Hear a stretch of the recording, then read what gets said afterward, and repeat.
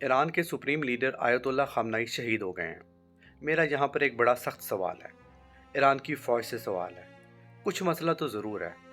ऐसे कैसे हो सकता है कि पहले जब जंग हुई थी तो पहले दिन आपकी सारी क़यादत शहीद हो गई। सबको पता था कि अब भी वही रिपीट होगा। इतनी सी आपसे दरख्वास्त थी कि आप अपने सुप्रीम लीडर को बचा के रख लें। आप अपनी फ़ौजी क़यादत को, इंटेलिजेंस क़यादत को बचा लें। ये कितना मुश्किल काम था समझना। यहाँ पर दो चीज़ें हो सकती हैं। या तो ईरान की आर्मी में ऐसा तबका मौजूद है और जिन्होंने अपनी लीडरशिप को शहीद करवा दिया है, या दूसरा ये हो सकता है कि ना अहल फ़ौज है, जिसको समझ ही नहीं है कि एक बिल से दूसरी दफ़ा नहीं डसा जाना। यार ये तो मुझे और आपको भी पता है, और मैं कई वीडियोस में ये बात कर चुका हूँ कि काश ईरानी ये बात समझ जाएं कि आपने एक जगह पर इकट्ठे नहीं होना।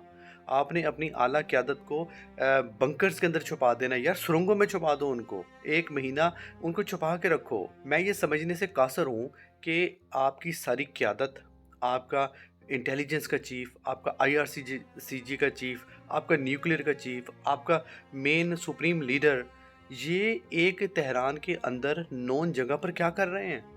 यार तुम लोगों को इतनी अकल शऊर नहीं है कि सबसे पहले उसी को हिट किया जाएगा। और इंटरेस्टिंग बात देखें कि हफ्ते वाले दिन जब ये अटैक शुरू होना था तो जो सुप्रीम लीडर हैं उन्होंने खिताब करना था कौम से। उस खिताब करने के लिए वो मखसूस जगह पर आए और सबको पता था इन्होंने यहाँ पर आना है। यार आप में अकल काम नहीं करती है। और इसराइल ने उसी कंपाउंड पर 30 बम उठा के फेंक दिए।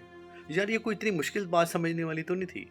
इस तरह तो अफ़गानी लीडरशिप भी नहीं मरी है, जो अफ़गानी तालिबान हैं जिनको कुछ नहीं आता। तो आपको इतनी सेंस नहीं है।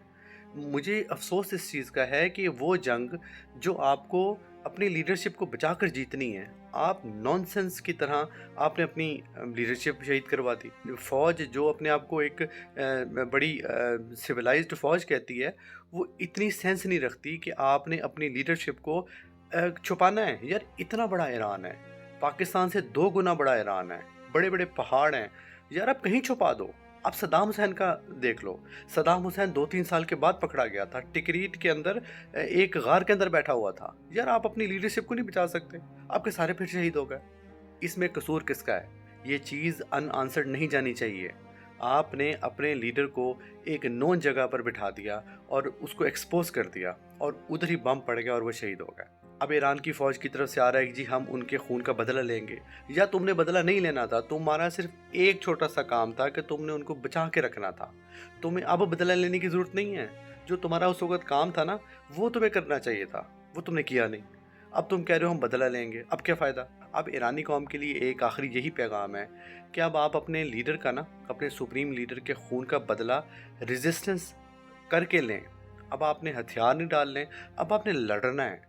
चाहे आप 6 महीने लड़ते रहें, 6 साल लड़ते रहें, 10 साल लड़ते रहें। तभी कहते हैं कि अपनी फ़ौज को प्रोफेशनल रहने दें। उनको मॉडर्न डे वारफेयर से उनको आगाह करें। उनको बताएं कि मॉडर्न दुनिया कैसे जंगें करती है। नहीं तो ये हाल होता है कि आपको पहले दिन ही नॉकआउट कर दिया जाता है। बड़े अफ़सोस का मकाम है भाई।